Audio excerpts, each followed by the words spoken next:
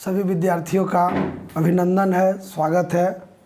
आज मैं आपको झारखंड बोर्ड वर्ग अष्टम का गणित का पाठ 9 राशियों का तुलना, तो राशियों का तुलना पढ़ाने जा रहे हैं, जिसमें राशियों का तुलना में पहला प्रश्नावली 9.1 में आप देखिएगा कि अनुपात से संबंधित प्रश्न है। अनुपात हम पिछली कक्षा में पढ़े भी।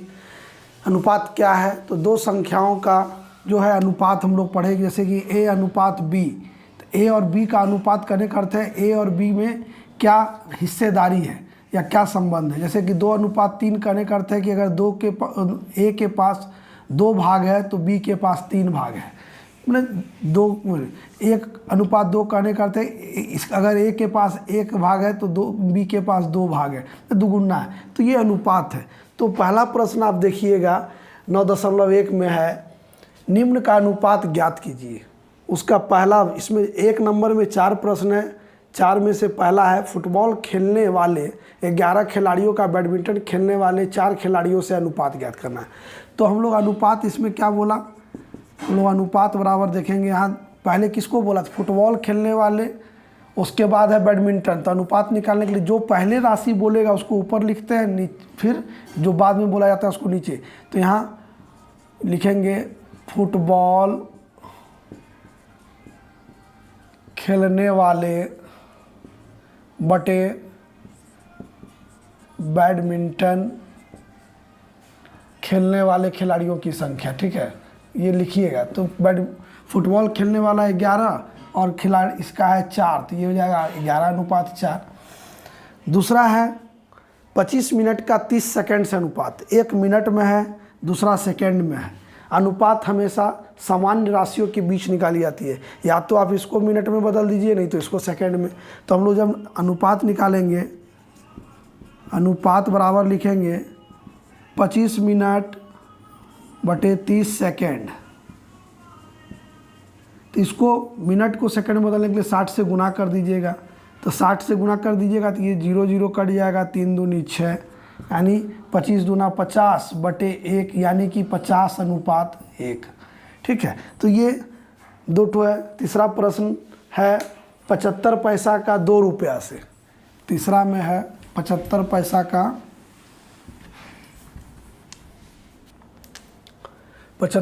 का 2 रुपया से। तो अनुपात लिखेंगे, अनुपात बराबर होगा 75 पैसा बटे 2 रुपया। तो रुपया 2, यानी इसको पैसा में बदलने के लिए क्या करेंगे, 100 से गुना करेंगे। तो ये 25 से 3 बार में कटेगा, 25 से 4 बार में, यानी 3/8, यानी 3:8 होगा। चौथा प्रश्न आपका 20 पेंसिल का 3 दर्जन पेंसिल से। तो अनुपात बराबर होगा 20 पेंसिल बटे 3 दर्जन। तो 3 दर्जन को बदल दीजिए आप इकाई में, तो 12 से गुना करेंगे। तो ये हो जाएगा, 4 से कटेगा 5 बार में, 4 से 3 बार में। ठीक है, तो ये हो जाएगा 5/9, यानी इसका अनुपात 5:9 होगा। तो इस तरह से 1 नंबर बनाए। फिर 2 नंबर सवाल हम लिख रहे हैं बोर्ड पे।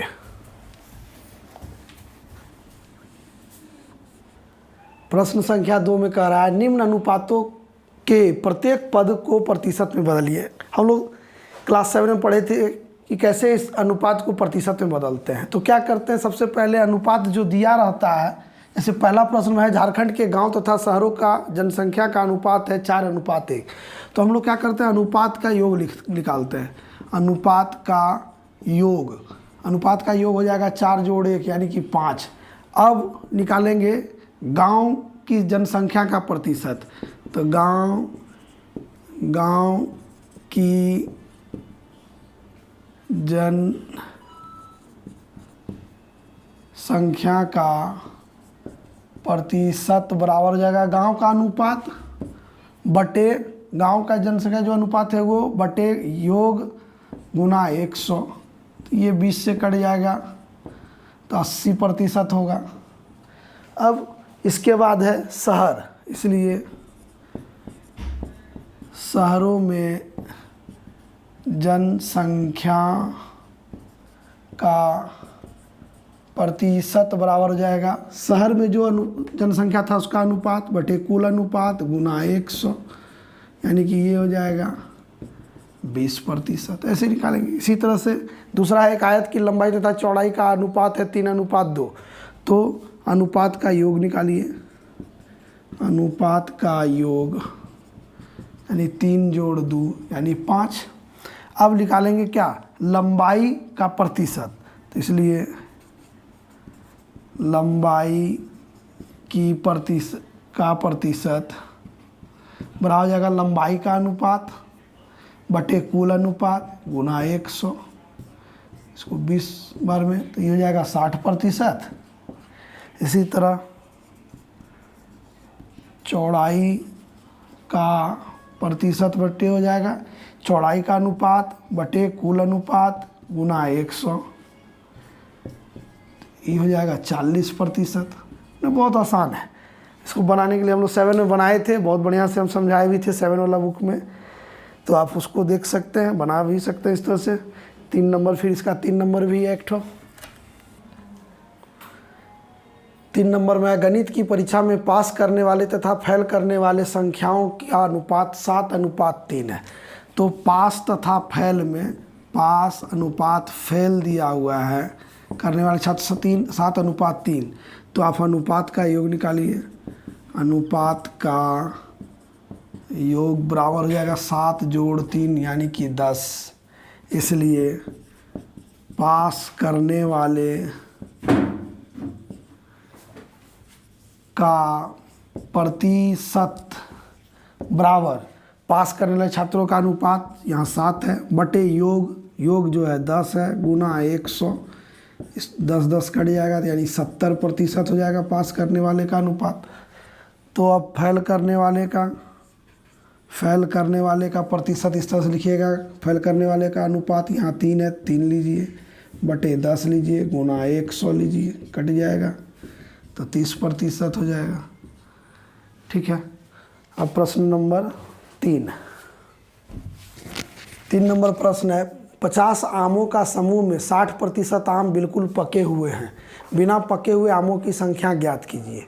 तो बिना पके हुए आम का, पका हुआ आम दिया हुआ है 60%, बिना पके आमों की संख्या ज्ञात करना। इस सवाल को 2 तरह से बना सकते हैं।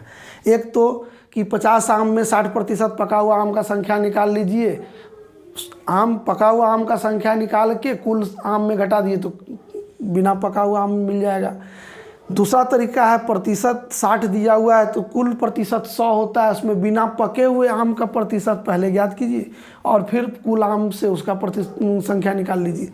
तो हम 2 तरह से बना सकते हैं, हम दिखा रहे हैं कैसे बनाते हैं। पहला, कुल आम दिया हुआ है आपको, कुल आम बराबर 50, पके आमों का प्रतिशत दिया हुआ है 60%। पहला तरीका हम बोले कि पके आम का संख्या निकालिए, तो पके हुए आमों की संख्या बराबर होगा 50 का 60%, यानी 50 गुना 60 बटे 100, कट जाएगा। तो 30 आम पका हुआ है, तो बिना पका आम कितना होगा, 50 आम में 30 आम घटा दीजिए तो बिना पका हुआ आम, इसलिए बिना पके आम की संख्या बराबर हो जाएगा 50 माइनस 30, कुल आम घटे पके हुए आम की संख्या, तो यानी हो जाएगा 20 आम।